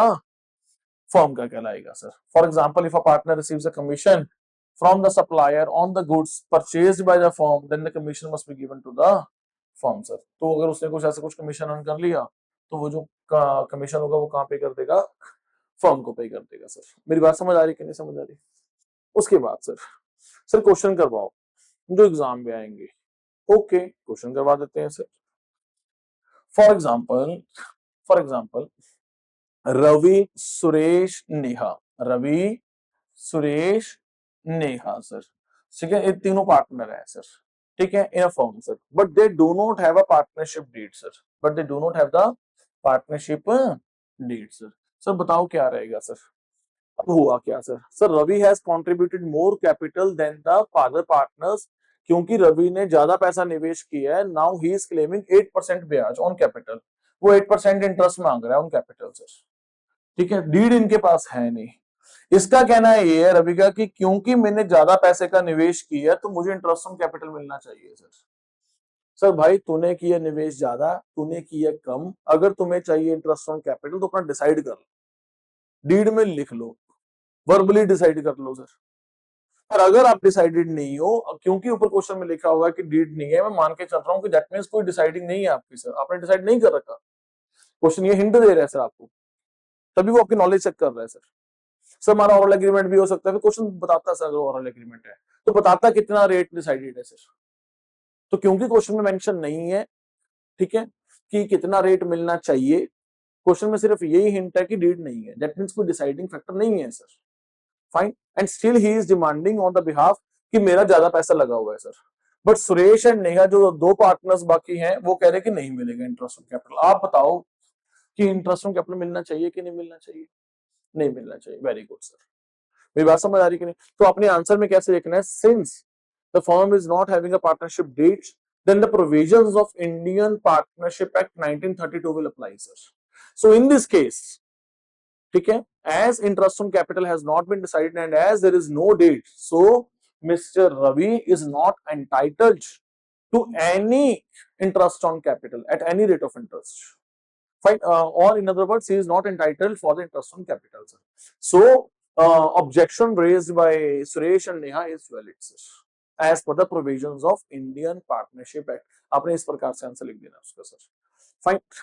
मेरी बात समझ आ रही कि नहीं?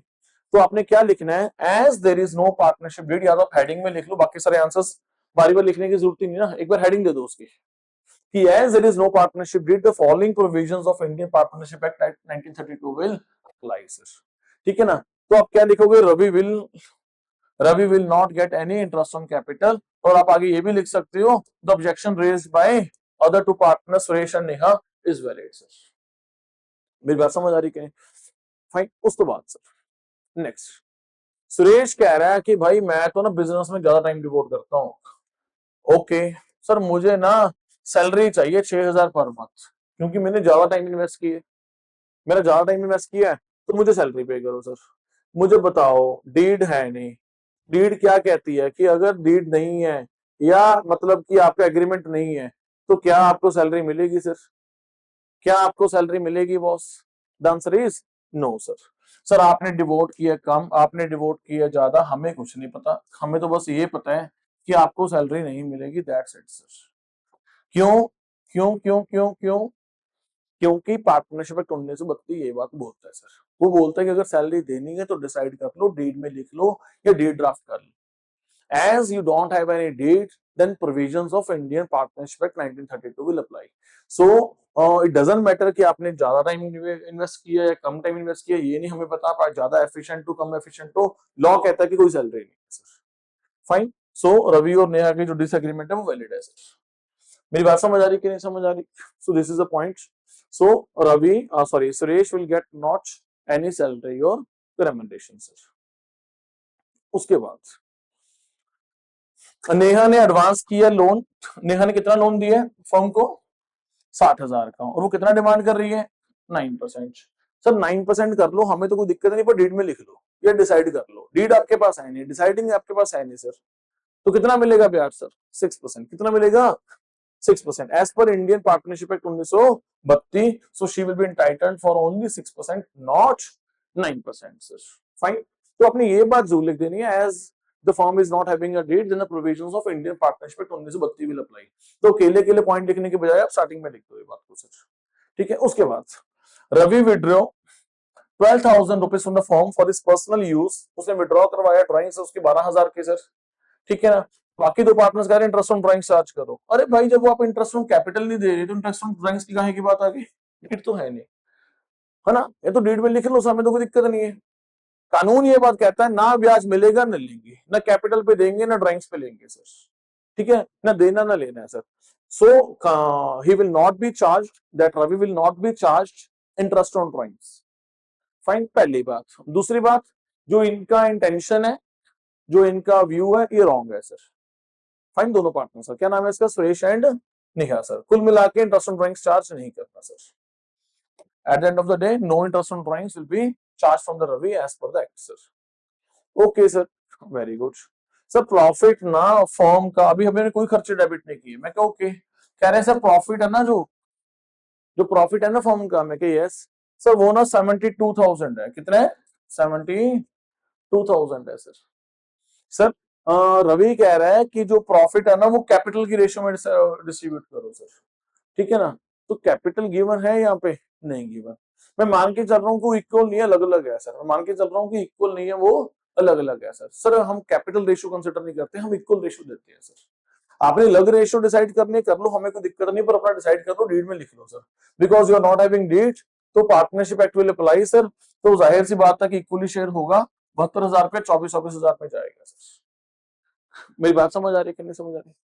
उसके बाद sir Suresh proposes to admit his wife. Suresh कह रहा है कि मैं अपनी वाइफ को पार्टनर बनाना चाहता हूं बिजनेस में सर, पर अदर पार्टनर ने ऑब्जेक्शन रेज कर दी सर।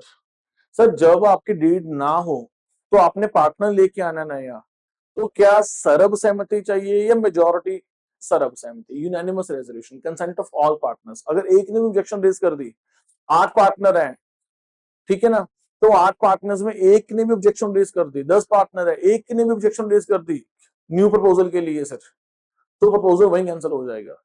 रीजन बीइंग डीड नहीं है आपके पास, रीजन बीइंग डीड नहीं है। अगर डीड ना हो तो consent of all partners is required sir. तो अगर डीड ना हो, ठीक है, so Suresh can not admit his wife, ठीक है, because Neha has not given the consent as per new partner can be introduced only with the unanimous consent, ठीक है। सो यूनानिमस कंसेंट चाहिए, सर्व सहमति चाहिए, तभी बंदा एंटर होगा, पार्टनर एंटर होगा, नहीं तो एंटर नहीं होगा सर। Okay sir. सर एक और क्वेश्चन कराओ। वेरी गुड, एक और करते हैं sir. Sir Rohan, Sania and Tushar are partners. RST, Rohan, Sania and Tushar are partners in a form. Sir कोई पार्टनर डीड एग्जीक्यूट नहीं हुई। अच्छा, कोई डीड नहीं एग्जीक्यूट हुई, ओके, नो डाउट। चलो सर, सर आप ना ये बताओ कि रोहन कह रहा है कि ही should manage a business and he has more experience, और रोहन कह रहा है कि सारा बिजनेस मैं चलाऊंगा। भाई देखो, तीनों पार्टनर हो, तीनों एक दूसरे को रिप्रेजेंट करते हो, तीनों प्रिंसिपल हो, तीनों एजेंट हो, वो ही मैंने अभी तक पढ़ा दिया। रोहन चलाना चाहता है तो चला ले, हमें तो कोई दिक्कत नहीं है, बट वो एक्सक्लूसिव राइट मांग रहा है, एक्सप्लिसिट राइट मांग रहा है। वो तो ऐसे राइट मांग रहा है कि जैसे बाकी दोनों को राइट ही नहीं है पार्ट बिजनेस रन करने का। Sir this is wrong, exclusive right होना है आपके पास, तीनों मिलके चलाओगे बिजनेस, ठीक है ना।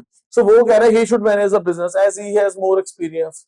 सो Sanya and Tushar disagree sir, fine. So since there is no partnership deed, ये आप स्टार्टिंग में लिख देना, मैं फिर बोल रहा हूं, since there is no partnership deed then the provisions of the Indian partnership act 1932 will apply sir. So all the partners have equal right to participate in the management of the business sir. All the partners will have equal right to participate in the management of the business sir. Fine. Rohan cannot claim exclusive right to manage a business sir. Exclusive right थोड़ा ना मिल जाएगा भाई, क्या हो गया, business कर रहे हो पार्टनरशिप का सर, पार्टनरशिप बिजनेस है सर, अकेले थोड़ा ना चला लोगे सर। मेरी बात समझ आ रही कि नहीं समझ आ रही? Okay sir. सर आगे चलते हैं। मैं क्या, फाइन। Sir Sania has allowed the firm to use her on shop, ठीक है sir, and she is demanding a rent of 8,000 per month. Sir ये किसी बुक में नहीं लिखा हुआ, हर एक बुक में ये तो लिखा हुआ है कि रेंट चार्ज है, एप्रोप्रिएशन नहीं है, वो आगे जाके देख लेंगे, charge and appropriation next point आ रहा है। पॉइंट ये है कि अगर देखो इंटरेस्ट के बारे में तो लिखा हुआ है कि अगर फर्म ने लोन लिया पार्टनर से तो इंटरेस्ट पे होगा 6% एट एनी केस होगा सर, है ना, वेदर डिसाइडेड है या नहीं है। अगर डिसाइडेड है तो जिस रेट पे डिसाइडेड है उस रेट पे हो जाएगा सर। अगर rate of interest come decided हो और कम, तो अपने लॉ को तो कोई दिक्कत नहीं है। पार्टनरशिप फर्म 4% देना चाहती है, पार्टनर लेने को तैयार है, तो लॉ को कोई दिक्कत नहीं है 4% पे सर। तो ऐसा नहीं है कम नहीं हो सकता, ज्यादा नहीं हो सकता, जो करना है करो, हमें कोई दिक्कत नहीं है। अगर नहीं डिसाइडेड तो 6% विल प्रिवेल सर। बात आती है रेंट की सर। सभी बुक्स ये तो बातें करती हैं कि रेंट चार्ज है, पे करना पड़ेगा, प्रॉफिट एंड लॉस की एंट्री है, profit and loss preparation account में नहीं जाएगी। Profit and loss preparation account क्या होता है वो आगे जाके जस्ट देखते हैं, ठीक है ना। ये बातें तो करते रहते हैं, बट थिंग इज कि क्या रेंट पे होगा अगर डीड में नहीं लिखा हुआ सर। नाउ एज जो सानिया है उसने अपनी शॉप अलाउ की है कि मेरी शॉप यूज कर लो, तो पार्टनरशिप फॉर्म यूज कर रही है, ठीक है। सो क्या जरूरत है, सानिया भी तो पार्टनर है पार्टनरशिप फॉर्म की। सो सानिया अगर पार्टनरशिप फॉर्म जो पैसा कमाएगी उसको तो शेयर मिलेगा। सानिया को 8,000 रुपया सारा मिलेगा सर, बाकी वो शेयर में ले लेगी प्रॉफिट। उसके माइंड में क्या है कि 8,000 मुझे आ जाए डायरेक्टली, बाकी जो प्रॉफिट है वो शेयर में ले लेंगे। इंस्टेड ऑफ कि सारा प्रॉफिट हम शेयर में ले, उसका तो नुकसान है 8,000 रुपए, उसको तो ये 8,000 में भी क्या मिलेगा, शेयर में मिलेगा सर। तो दिस इज मतलब कि नॉट, है ना, फाइन। सो कहने का मतलब क्या है, she is demanding 8,000 per month, but the point is कि what the act is, what the act is. So देखो कोई भी बंदा अपना पैसा बेफालतू यूज करने को नहीं देता, ही और शी डिजर्व्स इंटरेस्ट।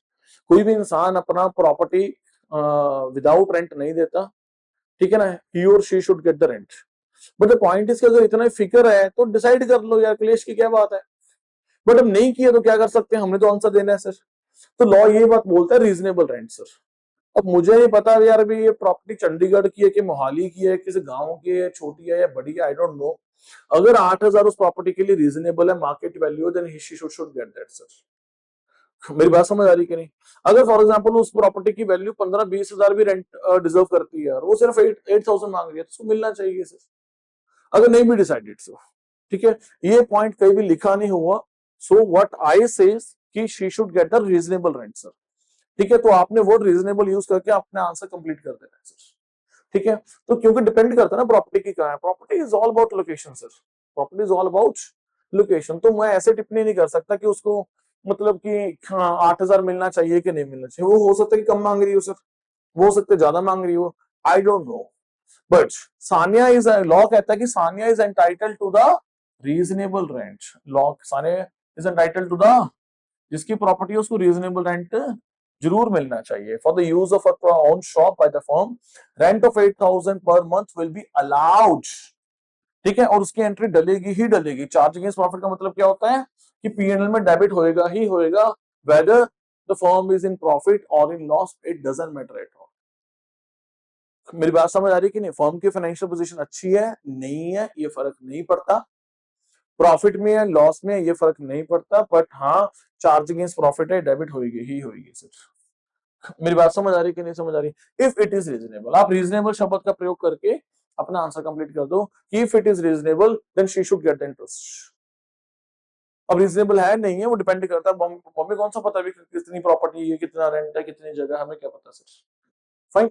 उसके बाद सर किसी बुक में इसके ऊपर टिप्पणी नहीं की हुई sir, as per my knowledge किसी भी बुक में इसके ऊपर नहीं की हुई। ये बात तो लिखी हुई है कि रेंट चार्ज अगेंस्ट प्रॉफिट है, एंट्री पड़ेगी ही पड़ेगी सर, बट अमाउंट के ऊपर कोई भी कमेंट नहीं कर सकता, ठीक है ना। पर पेपर में क्वेश्चन आ गया, वो 8,000 क्लेम कर रहा तो कैसे आंसर करना है उसका।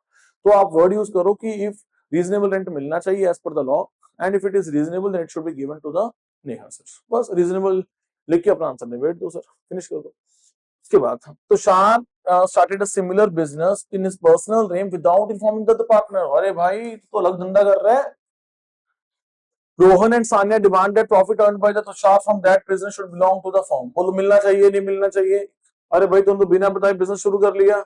अरे सर बिल्कुल। सो तुषार को उसका अपना हिसाब देना पड़ेगा, he must account for the profit earned, share of the profit earned by that another business from the competing business, क्योंकि कंपीटिटिंग की कैटेगरी में आ गया सर, ठीक है ना। अगर कंपीटिटिंग कैटेगरी में बिजनेस है तो उसका जो प्रॉफिट है वो शेयर होगा सर। कंपीटिटिंग क्या होता है मैं बता चुका हूँ। Only nature of business matter नहीं करता, डिपेंड करता कौन से एरिया में कर रहे हो। फाइन। अब मेरा तो कहाँ जो बिजनेस है वो छोटे से एरिया में, तो दूसरा बंदा कर रहा है वहां, वो भी साइड, वो भी आफ्टर वर्किंग आवर्स, वो भी कोई और नेचर का या फॉर एग्जांपल सेम नेचर का, तो कॉन्ट्राडिक्टरी डिपेंड करता है कि नहीं है sir. Fine. So he can not, मैंने ऑलरेडी डिटेल में बात कर ली इसके बारे में। So he can not carrying on any competing business without the consent of partners. तो आपने ये बात लिखनी है कि हाँ उसको प्रॉफिट अकाउंट फॉर करना पड़ेगा, उसकी जवाबदेही है, उसको उसको शेयर करना पड़ेगा सर। ठीक है ना, उसको शेयर करना पड़ेगा सर, उसको जो उसने अर्न किया है, ठीक है, उसकी उसको जवाबदेही है, उसको अकाउंटिंग करनी पड़ेगी उसको सर। पर आप वर्ड जरूर यूज कर देना कि ये कॉम्पिटिटिंग बिजनेस होना चाहिए। क्या होना चाहिए? ये कॉम्पिटिटिंग बिजनेस होना चाहिए सर।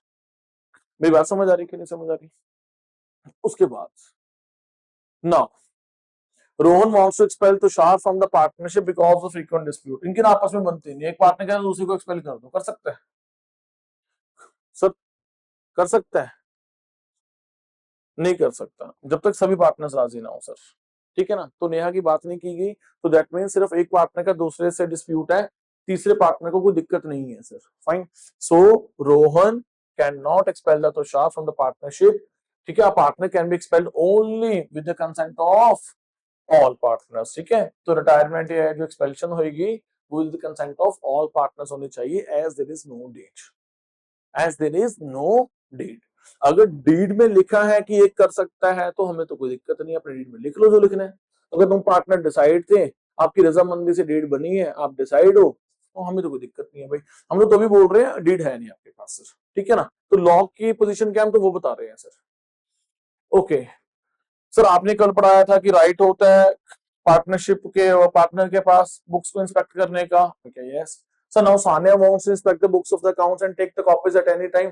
तुषार ऑब्जेक्ट्स। सर नहीं, तुषार को ऑब्जेक्ट नहीं करना चाहिए। पहली बात तो वो चेक कर सकती है बुक्स ऑफ अकाउंट्स, अकेले के लिए एंट्री वेरीफाई कर सकती है, नो डाउट। अगर उसकी वो कॉपी लेना चाहती है तो ले सकती है, but with in reasonable time, eight any time नहीं। रात को 2 बजे थोड़ा ना कॉपी मांगनी आ जाएगी sir. Eight reasonable time, working hours में बुक्स चेक कर ले, और कॉपी लेके जाना चाहते हो जेरॉक्स कॉपी तो करवा ले, तो हमें क्या दिक्कत है उसमें? ठीक है ना, तो आप एट एनी टाइम वाला शब्द ना यूज करिए सर। आपने क्या लिखना है? Working hours. Sir working hours क्या होते हैं सर? हो सकता है कि आपका बिजनेस 9 to 5 वाला हो सकता है कि आपका बिजनेस आप रात शाम को 7 बजे बंद करते हो सर, हो सकता है कि आप अपना बिजनेस रात को 8 बजे तक चलाते हो सर, हो सकता है आपका 5 स्टार होटल 24/7 चलता हो, आपका हॉस्पिटल 24/7 चलता हो। It all depends upon sir. ठीक है ना, सो रीजनेबल टाइम क्या होता है डिपेंड करता है बिजनेस टू बिजनेस। आपने क्या कौन सा शब्द यूज करना है? Reasonable time sir. ठीक है ना, तो Sania has a right to inspect the books of accounts, no doubt, and she can take the copies at any reasonable time sir. So Tushar can not object to the this sir, उसको कोई objection नहीं होनी चाहिए बस। Fine. सो मैं किसकी point of view से बोल रहा हूँ? एक्ट के पॉइंट ऑफ व्यू से sir. Tushar give the 14 days notice to dissolve the firm and Rohan and Sanya do not want dissolution sir। अगर पार्टनरशिप एट विल है, अपनी मर्जी से बनाई हुई है, तो एक बंदा रीजनेबल टाइम पे नोटिस देके जा सकता है और फॉर्म छोड़ सकता है सर। ठीक है ना, वो फॉर्म को डिसॉल्व कर देगा। सामने वाले 2 बंदे अपना बिजनेस करना चाहते हैं, वो अपनी नई फॉर्म लाके कंटिन्यू करते रहे, हम जो मर्जी करें, उसका उसको शेयर देके बाहर तोड़ते हैं सर। मेरी बात समझ आ रही कि नहीं? So if the firm is a partnership at will, ठीक है ना, अगर पार्टनरशिप एट विल है सर, ठीक है, so Tushar can dissolve the firm by giving a notice to the other partners. Rohan and Sanya can not stop the dissolution sir. अगर जाना चाहता तो जा सकते हैं सर। Okay sir. सब क्या हुआ, ऊपर तक तो जो क्वेश्चन चल रहे थे वहां पे ना डीड थी नहीं। ओके, कह रहे ये जो क्वेश्चन है ना इसमें डीड नहीं है बट ऑरल एग्रीमेंट है सर। क्या ऑरल एग्रीमेंट वैलिड होता है? Yes, answer is yes. अब ऑरल एग्रीमेंट क्या है sir? Vikram and Arjun partners in a firm. मैं क्या ओके, कह रहे Vikram and Arjun are partners in a firm. They do not have a written partnership deed, but they had orally agreed on the following terms. उसने वो सब क्या है? Orally agreed है sir on the following terms. So पहला point sir, Vikram कह रहे इनका आपस में एग्रीमेंट क्या है? ऑरल एग्रीमेंट क्या है वो सुन लो सर। इनका आपस में एग्रीमेंट क्या है? Vikram is to be paid a salary of 15,000 per month. Vikram कह रहा है कि मैं तो भाई सैलरी लूंगा 15,000 पर मंथ। ओके, आपका एग्रीमेंट हो, हमें तो कोई दिक्कत नहीं है, एग्रीमेंट होना चाहिए, ऑरल है, रिटर्न है, हमें कोई दिक्कत नहीं है सर।